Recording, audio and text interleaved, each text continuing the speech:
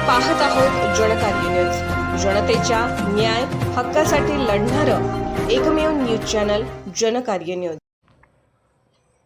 शिरोळ नगर परिषद निवडणुकीसाठी जनतेतून सुजाण कर्तव्यदक्ष नगरसेवकाची जोरदार मागणी। प्रभाग क्रमांक 7 मध्ये अब्दुल खलीफ या युवा तरुणाचं नाव चर्चेत।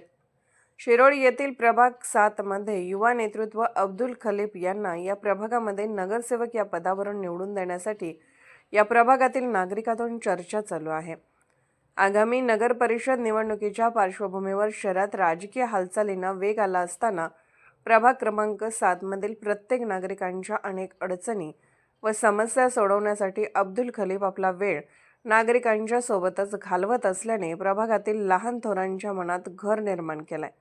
तसेच जनतेचे प्रभागातील कामाचे कायमस्वरूपी प्रश्न सोडवावेत अशी अपेक्षा ठेवून अब्दुल खलीफ यांना निवडून आणायचे अशी भूमिका मतदारांनी घेतली असून केवळ आश्वासन देणाऱ्यांपेक्षा कृती करणाऱ्या नेतृत्वाची गरज असल्याचे स्पष्ट होत आहे।